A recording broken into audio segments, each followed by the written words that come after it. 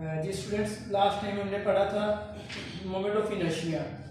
तो आज का जो हमारा टॉपिक है वो बेटा आज का टॉपिक है एंगुलर मोमेंटम। अब एंगुलर मोमेंटम और लीनियर मोमेंटम बेटा ये इंटर कन्वर्ट हो जाते हैं आपस में। तो सबसे पहले तो हम लोग ये बात कर लेते हैं कि लीनियर मोशन और एंगुलर मोशन हमारे पास क्या होता है। मैं यहाँ पे कुछ क्वांटिटीज लिख रहा हूँ बेटा। लीनियर मोशन और इसका एनालॉग जो है एनालॉगिस जो है वो मेरे पास क्या है, angular momentum, angular motion sorry. तो बेटा इसके अंदर देखें आप हमने पीछे पढ़ा हुआ है लीनियर मोशन में मेरे पास वेलोसिटी है और इसका एनालॉग हमारे पास क्या होगा, एंगुलर वेलोसिटी। उसके बाद हमारे पास एक्सेलरेशन है तो उसका एनालॉगिस क्या होता था हमारे पास, एंगुलर एक्सेलरेशन। उसके बाद अगर हम लोग फोर्स रिप्रेजेंट करते थे तो फोर्स का एनालॉगिस हमारे पास क्या होता था, टॉर्क। और इसी तरह उसके बाद अगर हम लोग मास देखें और मोमेंटम देखें, मास जो होता था ये बेसिकली डिपेंड करता था मोमेंट ऑफ इनर्शिया, जो कि हमने कल इसके बारे में डिस्कस किया था।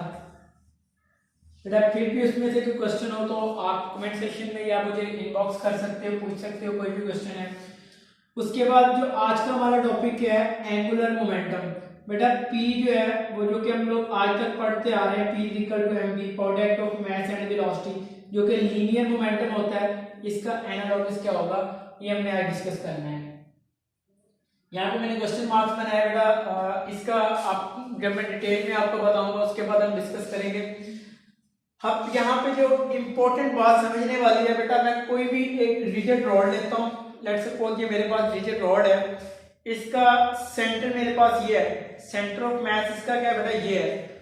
अब इसके ऊपर मैं फोर्स लगा रहा हूँ, ये सेंटर ऑफ मास है बेटा, इसके ऊपर मैं डाउनवर्ड फोर्स लगा रहा हूँ तो ये बॉडी क्या करेगी, रोटेट करेगी। तो उससे पहले बेटा हम लोगों को ये पता होना चाहिए कि लीनियर मोमेंटम और एंगुलर मोमेंटम क्या होता है। मैं पहले डिस्कस कर रहा हूँ बेटा लीनियर मोमेंटम, लीनियर मोमेंटम, और सेकंड मेरे पास क्या है, एंगुलर मोमेंटम।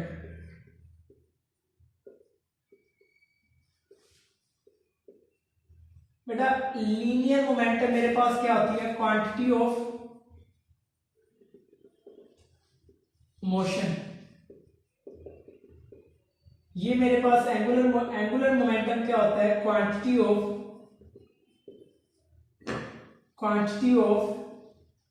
रोटेशन। बेटा मैं आपको एक एग्जांपल दे रहा था, हम लोगों का टॉपिक है एंगुलर मोमेंटम, और एंगुलर मोमेंटम वो इसका सेंटर ऑफ मास ये था बेटा, इसके परपेंडिकुलर में कोई भी फोर्स लगा रहा हूं, जब इसके मैं परपेंडिकुलर फोर्स लगाऊं तो इसमें क्या हो रहा है, रोटेशन प्रोड्यूस हो रही है। उसकी एग्जांपल मैं ये यहाँ पे कंसीडर करता हूं, मेरे पास कोई भी रॉड है बेटा, ये मैं कंसीडर करता हूं कि ये इसका क्या है, सेंटर ऑफ मास है, ये इसका क्या है, सेंटर ऑफ मास। इसके मैं इस पॉइंट के ऊपर एक फोर्स एक्ट कर रहा हूं, इस पॉइंट के ऊपर। तो ऑब्वियसली बेटा जब मैं यहाँ पे फोर्स एक्ट करूंगा तो यहाँ पे ये मेरे पास क्या, ये इसका सेंटर ऑफ मास था जहां से मैंने ये पकड़ा हुआ है। जब मैं इसके ऊपर फोर्स लगाऊंगा तो इसमें रोटेशन प्रोड्यूस होगी। तो बेटा किसके अराउंड होगी, इसके अराउंड इसकी क्या होगी, रोटेशन प्रोड्यूस। तो बेटा यहाँ पे एक चीज लाजमी याद रखना, जिस पॉइंट के ऊपर फोर्स लग रही है उसका यहां तक डिस्टेंस जो फिक्स एक्सिस या सेंटर ऑफ मास है वहां तक का जो डिस्टेंस है वो हमारे पास कहलाता है मोमेंट आर्म, जिसको हम लोग डिनोट करते हैं आर से। इसकी करेक्टरिस्टिक्स, इसकी आप कह सकते हो इसका बेनिफिट हमें ये है कि बेटा ये जो हमारे पास मोमेंट आर्म होगा ना, it is always act perpendicular to any body. यहाँ पे आपके पास कोई भी बॉडी है, हमेशा मोमेंट आर्म जो होगा वो उसके क्या होगा, परपेंडिकुलर एक्ट करेगा। तो बेटा यहाँ पे भी मैं इसको लिख सकता हूँ। अब हमने मोमेंट आर्म हमने पढ़ा हुआ है या हमें पता है बेटा, जब भी मैं इसके ऊपर फोर्स लगाऊंगा, फोर्स लगा रहा इसके ऊपर, बॉडी रोटेट कर रही है, तो फोर्स लगाने से बॉडी रोटेट कर रही है। तो हमने पढ़ा नहीं हुआ टॉर्क। टॉर्क क्या होता है, turning effect of a force. मतलब मैं इसके ऊपर फोर्स लगा रहा हूँ, फोर्स लगाने से बॉडी में टर्निंग इफेक्ट प्रोड्यूस हो रहा है, तो ये हमारे पास क्या होता है, टॉर्क। बेटा टॉर्क हमारे पास क्या होता है, R cross F, product of position vector, जिसको हमने मोमेंट आर्म भी बोला था, मोमेंट आर्म का प्रोडक्ट फोर्स के साथ, वो मेरे पास क्या कहलाता है, टॉर्क। तो बेटा जब इसको मैं अगर लिखना चाहूँ तो इसको मैं लिख सकता हूँ, और ये तो मेरे पास है लीनियर की बात कर रहा हूँ, लीनियर में बात कर रहा हूँ बेटा, सॉरी एंगुलर में, टॉर्क किस में आता है, एंगुलर मोशन में आ रहा है। बेटा हमने एक चीज देखो बेटा, ये जो आर है, अगर मैं एफ है, एक और चीज बेटा यहां से याद रख लेना, एक और कंसेप्ट है, जो आर क्रॉस एफ होता है, या हमारे पास जो आर क्रॉस पी है, ये हमारे पास क्या, मोमेंट ऑफ मोमेंटम। अगर मैं इसकी बात करूं आर क्रॉस एफ की, बेटा इन दोनों का जो प्रोडक्ट है, प्रोडक्ट ऑफ, मैं लिख देता हूं definition, product of are and P, इन दोनों का प्रोडक्ट जो है वो मेरे पास क्या कहलाता है, ये आर मैंने क्या बोला, ये मेरे पास क्या है, moment arm, product of R cross F, मतलब आर और एफ का मल्टीप्लीकेशन ले रहा हूं, तो वो मेरे पास product of are and P क्या कहलाएगा, मोमेंट ऑफ फोर्स। ये मेरे पास क्या कहलाएगा, मोमेंट ऑफ फोर्स। बेटा यहां पे अगर मैं देखा जाए, एफ को मैं रिप्लेस कर दूं पी के साथ, और एस टी टॉर्क जो है वो मेरे पास किसकी इक्वल है, एफ की इक्वल है, या मैं इसको लिख सकता हूं एल, जो कि मेरे पास मोमेंट आर्म है, सॉरी जो मेरे पास एंगुलर मोमेंटम है, जहां पे मैंने क्वेश्चन मार्क भी मैंने यहाँ पे किया था, तो क्वेश्चन मार्क में मेरे पास क्या है, यहाँ पे क्या इसका एनालॉगस क्या है, एंगुलर मोमेंटम का एल।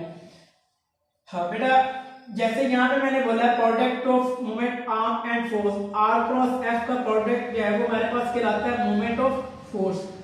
अब जो आर क्रॉस पी, पी किस चीज को डिनोट कर रहा है, मोमेंटम को, तो इसको मैं लिख सकता हूं फिर product of are and p is known as moment of momentum. बेटा पी किस चीज को शो कर रहा है, मोमेंटम को शो कर रहा है। तो यहाँ पे फिर मेरे पास एक डेफिनेशन इसकी बन जाएगी, इसकी डेफिनेशन क्या होगी बेटा, यही से मैं लिख सकता हूं, the cross product of position vector r and momentum is known as angular momentum. यहां से मैं डेफिनेशन इसकी लिख रहा हूं बेटा, यही से मैं इसको दोबारा लिख रहा हूं, मेरे पास एल इज इक्वल टू क्या था, आर क्रॉस पी, तो बेटा यही से मैं डेफिनेशन लिख सकता हूं इसकी, product of position vector r product of position vector are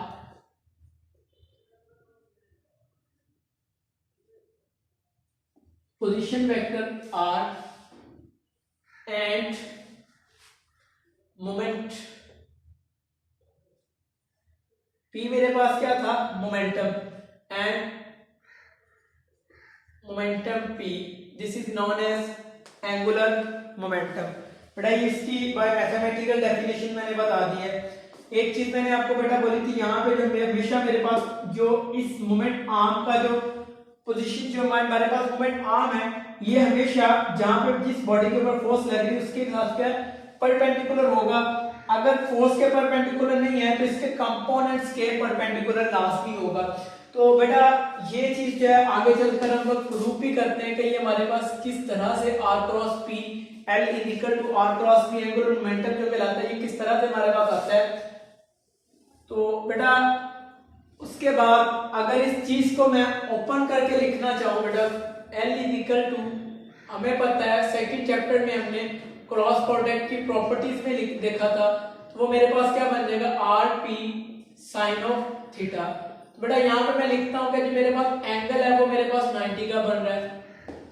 अब 90 का एंगल कैसे बन रहा है बेटा, यही रिजिड बॉडी पे देखिए, यही आपके पास बना हुआ है, इस पॉइंट के ऊपर फोर्स लग रहा है और मोमेंटम का एक मोमेंट फोर्स लग रही है पी इसके ऊपर, और ये इसके दरमियान में डिस्टेंस कितना है आपके पास आर। यहाँ पे ये दोनों एक दूसरे के ऊपर क्या है, परपेंडिकुलर है। आर और पी जो है ये दोनों एक दूसरे के ऊपर क्या है, परपेंडिकुलर है। तो आपके पास एंगल 90 बन रहा है और हमें पता है साइन 90 किसके इक्वल होता है, 1 के इक्वल।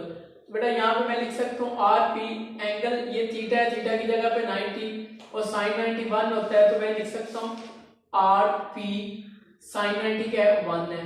तो बेटा ये मेरे पास क्या बन जाएगा, L is equal to R P. बेटा हियर इज पी आपके पास क्या है, मोमेंटम है। और मोमेंटम की डेफिनेशन क्या होती है, आपने 9th क्लास में भी पढ़ा होगा, P is equal to M V, product of mass and velocity. जो आप किसी भी, जैसे इसके ऊपर मैं फोर्स लगा रहा था इस मैस के ऊपर, तो ये रोटेट कर रहा था तो उसकी वेलोसिटी भी थी। Product of mass and velocity is known as moment. अब यहाँ पे मैं वैल्यू लिख सकता हूँ इसकी, L is equal to R, P की जगह पे मैं लिख सकता हूँ एम वी। बेटा ये मेरे पास फाइनलाइज रिजल्ट इसका आ गया M V R. That's a very very important. ये जो हमारे पास रिजल्ट है L is equal to M V R, बेटा इसी की बेस पे हम लोग आगे इसको लेकर चलेंगे। बेटा फिर उसके बाद इसका एसआई यूनिट, अगर इसके एसआई यूनिट की बात की जाए तो सिस्टम इंटरनेशनल में इसका यूनिट होता है बेटा जूल सेकंड। इसका यूनिट क्या होता है, जूल सेकंड। बेटा इसके बाद यहाँ पे एक शॉर्ट क्वेश्चन भी पूछा जा सकता है आपके पास, शो दैट, यही से एक क्वेश्चन पूछा जा सकता है, show that kilogram metre square per second is equal to joule second. बेटा इसमें से मैं राइट हैंड साइड ले रहा हूं, राइट हैंड साइड मेरे पास क्या है, जूल पर सेकंड। राइट हैंड साइड इसकी क्या है, जूल पर सेकंड। बेटा मुझे पता है 1 जूल किसकी इक्वल होता है, बेटा ये आपने याद रखना है लाजमी। 1 जूल जो होता है वो हमारे पास होता है न्यूटन मीटर के इक्वल। बेटा इस जूल की जगह पे मैं ये वाली वैल्यू लिख सकता हूं, न्यूटन मीटर, और ये सेकंड एज इट इज। बेटा उसके बाद हमें पता है 1 न्यूटन जो होता है वो किसकी इक्वल होता है, किलोग्राम मीटर पर सेकंड स्क्वायर। होपफुली बेटा इसका आपको पता होगा किलोग्राम मीटर पर सेकंड कैसे बन रहा है। बेटा मैं यहाँ पे इसको लिख रहा हूँ दोबारा। यहाँ पे मेरे पास क्या बना था, जूल पर सेकंड मैंने लिया था, राइट हैंड साइड जूल में हमें पता था न्यूटन मीटर की इक्वल होता है। बेटा ये सेकंड मैंने एस्टिस लिखा, इसकी जगह पे मैंने ये वैल्यू लिख दी, इसको मैंने एस्टिस लिखा। और हमें पता है 1 न्यूटन जो होता है, मैं यहाँ पे फिर लिख रहा हूँ, 1 न्यूटन होता है किलोग्राम मीटर पर सेकंड स्क्वायर। बेटा इस न्यूटन की जगह पे मैं लिख सकता हूँ किलोग्राम मीटर पर सेकंड स्क्वायर। और बेटा ये सेकंड एज इट इज। बेटा ये न्यूटन की जगह पे किलोग्राम मीटर पर सेकंड स्क्वायर, ये सेकंड एज इट इज। ये मैथ भी जो है ये एमपी है जो मेरे पास एज इट इज, ये सेकंड भी जो है मेरे पास एज इट इज ही आ जाएगा। बेटा रट्टा नहीं लगाते इस चीज को, मैं फिर बता देता हूं, क्योंकि ये बेसिकली बेटा 9th में भी दिया होता है कि ये 1 न्यूटन इसकी इक्वल होता है। मैं यहाँ पे फिर दोबारा रिपीट कर देता हूँ किस तरह होता है। हमें पता है फोर्स न्यूटन किसका यूनिट होता है, फोर्स का यूनिट क्या है, न्यूटन है। और बेटा हमें पता है फोर्स किसकी इक्वल होता है, physical to Newton second law ma। और बेटा मैथ का यूनिट क्या होता है, किलोग्राम।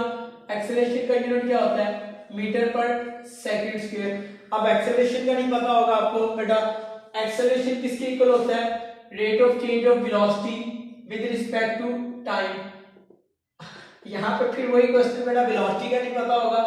बेसिकली आपको डायरेक्ट पता होना चाहिए मीटर पर सेकंड स्क्वायर होता है। वेलोसिटी किसके इक्वल होता है, rate of change of displacement with respect to time, divide में भी टाइम पड़ा हुआ है, किलोग्राम। अब बेटा d बाय t, इसको मैं लिख सकता हूँ जिसके नीचे कुछ नहीं होता है, वहां तो रिवर्स हो जाता है 1/t, ये बन जाएगा kilogram d divide by t square. बेटा होपफुली हमको समझ लगी होगी डिस्प्लेसमेंट का यूनिट क्या होता है, मीटर, और टाइम का यूनिट क्या होता है, सेकंड। ऊपर स्क्वायर है तो मीटर पर सेकंड स्क्वायर। चलिए मैंने ये भी आपको प्रूव करवा दिया है, बेटा इसको नोट डाउन कर लेना। अब मैं बेटा डायरेक्ट आपको बताऊंगा, यहीं से आपने डायरेक्ट याद रखना है मैथ का यूनिट क्या होता है, किलोग्राम। एक्सेलरेशन का यूनिट क्या होता है, मीटर पर सेकंड स्क्वायर। ये मीटर पर सेकंड स्क्वायर कैसे होता है ये भी मैंने आपको बता दिया है।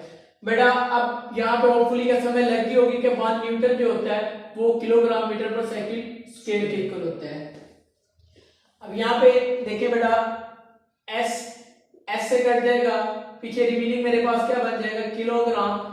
m को m से मल्टीप्लाई किया, metre square divide by second. तो बेटा ये हमारे पास लेफ्ट हैंड साइड से जो कि हमने प्रूव करनी थी।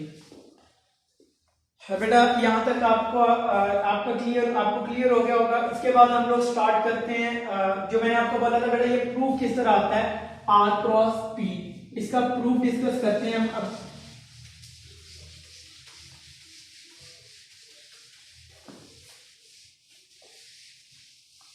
बेटा हमने ये प्रूफ करना है कि L cross P L is equal to R cross P है।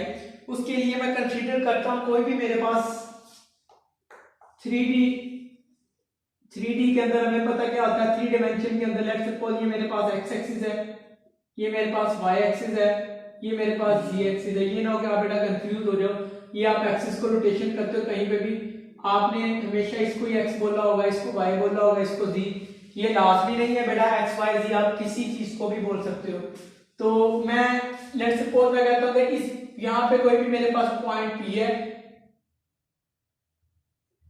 ठीक है, और इसके ऊपर ये फोर्स, ये मेरे पास क्या ओरिजिन है, ओरिजिन से मैं कोई भी वेक्टर ड्रॉ करता हूं, वो वेक्टर है वो उसको मैं बोलता हूं आर वेक्टर। कोई भी मैं नेम दे सकता हूं, आर वेक्टर है।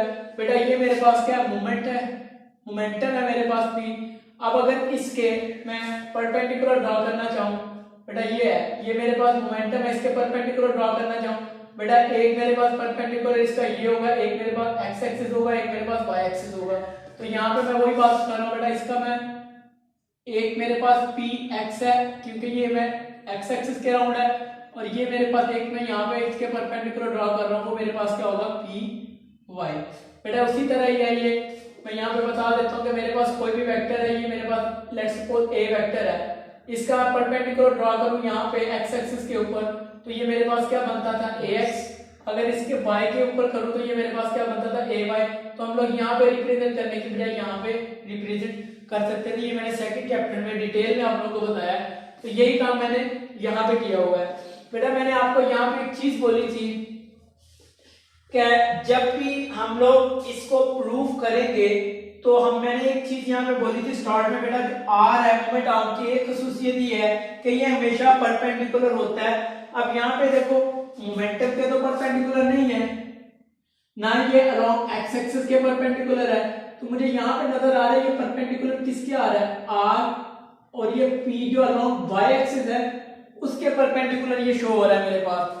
तो बेटा इसके अगर परपेंडिकुलर शो हो रहा है तो फिर इसको मैं लिख सकता हूं आर पी वाई।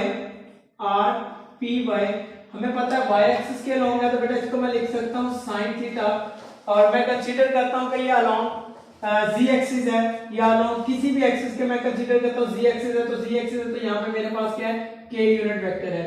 और बेटा मैं इसको अगर यहाँ पे देखो मेरे पास पी वाई और इसके आर के दरमियान में एंगल कितना बन रहा है पी वाई, और ये आर है, इनके दरमियान में एंगल कितना बन रहा है 90। तो फिर वही आपके पास साइन 90 क्या होता है 1। तो यहाँ पे मैं लिख सकता हूं R P Y sine 91 R P Y. बेटा ये तो मेरे पास किस फॉर्म में है, मैग्नीट्यूड की फॉर्म में है। अगर मैं इसको क्रॉस प्रोडक्ट की फॉर्म में लिखना चाहूं तो मैं इसको लिख सकता हूं R cross P is equal to R P Y sine theta. इसी को बल्कि साइन थीटा को हमने वो बना लिया था, मेरे पास क्या बन गया था 90 बन गया था। तो बेटा आर क्रॉस पी है, अगर इसको मैं ओपन करूं तो बन जाएगा आर पी साइन थीटा, और मैं सिर्फ रिप्रेजेंट कर रहा हूं, अदरवाइज वो मेरे पास 90 बन गया है। तो बेटा आर क्रॉस पी ये हमने अभी पढ़ा है किसके इक्वल होता है, मोमेंट आर्म के इक्वल एल के इक्वल होता है। तो ये मेरे पास L is equal to R P Y. अब ये वाई अलोंग लिखना है लिख लो, नहीं तो आप बेटा छोड़ भी सकते हो। तो ये मेरे पास आपके पास प्रूफ हो गया कि मैं इसको मोमेंट आर्म को इसके इक्वल भी लिख सकता हूं। आप इसको वेक्टर फॉर्म में भी लिख सकते हो, वेक्टर फॉर्म में लिखूंगा तो फिर वही बन जाएगा आर क्रॉस पी। बेटा ये आपका क्या था प्रूफ हो गया। अब ये वही बात इस तरह हमने कल पढ़ा था, पहले हमने एक सिंगल रॉड के ऊपर जो मैथ था एक सिंगल मैथ के ऊपर डिस्कस किया था, फिर उसके बाद हमने एक रिजिड बॉडी कंसीडर की थी, उस रिजिड बॉडी के ऊपर हमने कंसीडर किया था। तो ये मेरे पास जो रिजल्ट आता है बेटा, यहाँ पे मैंने प्रूव करवाया था एल इज इक्वल टू, दोबारा लिख देता हूँ, दोबारा शो करता हूँ क्योंकि उसी की बेस पे हमने आगे चलना है।